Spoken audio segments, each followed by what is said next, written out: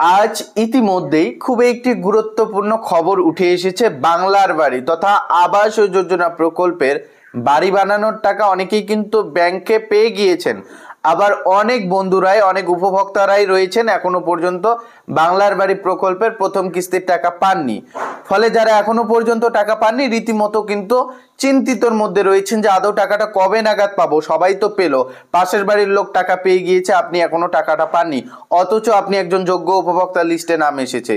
তো দেখুন, এই বিষয়গুলি নিয়ে ইতিমধ্যে নতুন খবর উঠে এসেছে। যারা এখনো টাকা পাননি তারা কত তারিখ টাকা পাবেন তার একটা কিন্তু তারিখ উঠে এসেছে যে এই তারিখের মধ্যে আপনাদের ব্যাংক অ্যাকাউন্টে টাকা ঢুকতে চলছে। আবাস যোজনার যে টাকা তা কিন্তু ডিস্ট্রিক্টের ব্লকের ট্রেজারি থেকে উপভোক্তাদের ব্যাংক অ্যাকাউন্টে পাঠানো হচ্ছে। ফলে এক একটি করে ডিস্ট্রিক্টের প্রায় পঞ্চায়েতে টাকা দেওয়া হলেও এখনো পর্যন্ত 3-4টি করে পঞ্চায়েতে এখনো টাকা ক্রেডিট হয়নি। অর্থাৎ 3-4টি করে পঞ্চায়েত অফিসের উপভোক্তারা এখনো টাকা পাননি।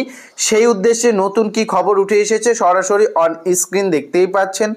মুখ্যমন্ত্রীর নির্দেশ ছিল ডিসেম্বরের মধ্যে আবাস যোজনার ঘরের টাকা সমস্ত উপভোক্তার অ্যাকাউন্টে দিতে হবে। জলপাইগুড়ি জেলার 80টি গ্রাম পঞ্চায়েতে এই টাকা মিললেও ব্যতিক্রম পাহাড়পুর গ্রাম পঞ্চায়েত। এই এলাকায় উপভোক্তারা এখনো টাকা পায়নি বলে অভিযোগ উঠেছে। অর্থাৎ প্রায় 80টি গ্রাম পঞ্চায়েতের টাকা কিন্তু ক্রেডিট হয়ে গিয়েছে, কিন্তু ব্যতিক্রম একটা জায়গায়, সেটা হচ্ছে পাহাড়পুর গ্রাম পঞ্চায়েত। এই এলাকার উপভোক্তারা এখনো টাকা পায়নি বলে অভিযোগ উঠেছে।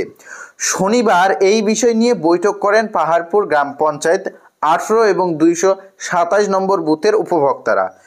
15 দিনের মধ্যে টাকা না পেলে বিডিও অফিসে ঘেরাওয়ের হুমকি দেন গ্রামবাসীরা।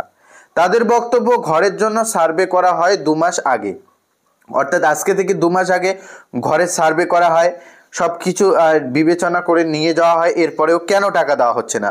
সব জায়গায় টাকা দেওয়া হচ্ছে, কিন্তু এই জায়গাটাই কেন টাকা দেওয়া হচ্ছে না সেই বিষয় নিয়ে কিন্তু একটা বৈঠক করেন সেই এলাকার বাসিন্দারা। এরপর সেই বিষয় কিন্তু তারা এটাও জানিয়ে দেন যে 15 দিনের মধ্যে টাকা না দিলে তারা কিন্তু বিডিও অফিস ঘেরাও করবে, এমনই কিন্তু তারা অভিযোগ তুলেছে।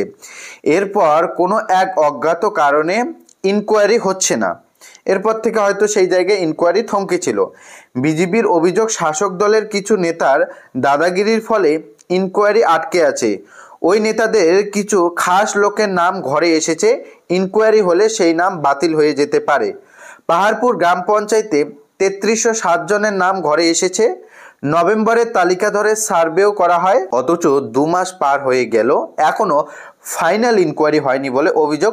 উপভোক্তা কৌশল্য রায় বলেন, শোনা যাচ্ছে ঘরের টাকা এসেছে কিন্তু টাকা পায়নি তিনি, এই নিয়ে তিনি অভিযোগ করেছেন।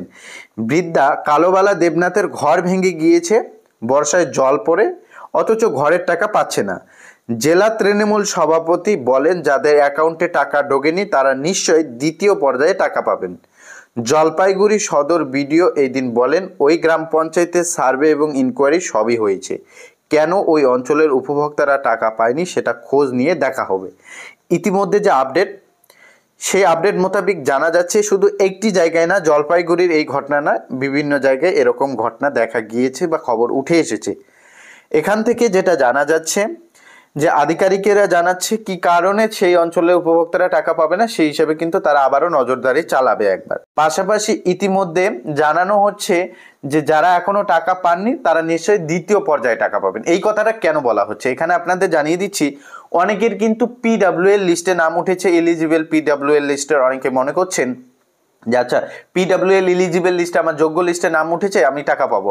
দেখুন, আপনাদের জানিয়ে দিচ্ছি, মুখ্যমন্ত্রী ঘোষণা করে দিচ্ছেন যে অপেক্ষারত উপভোক্তাদের ব্যাংক অ্যাকাউন্টে দ্বিতীয় পর্যায়ে মে মাসে টাকা দেওয়া হবে। এই বিষয়গুলি নিয়ে কিন্তু হয়তো আপডেট জানানো হয়েছে, যদিও এ বিষয়ে এখনো পর্যন্ত স্পষ্ট কোনো আপডেট জানানো হয়নি যে সেই অঞ্চলের বা সেই এলাকার উপভোক্তারা কেন টাকা পায়নি।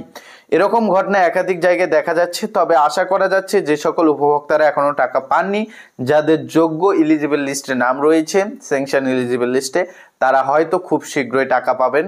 অর্থাৎ আগামী 3-4 দিনের মধ্যে টাকা পেতে চলেছেন এবং টাকা দেওয়ার কাজটি সম্পূর্ণরূপে জারি রয়েছে। চিন্তিত হবেন না, আপনাদের প্রত্যেককে টাকা ব্যাংক অ্যাকাউন্টে ঢুকে যাবে প্রথম ধাপে 60,000 টাকা।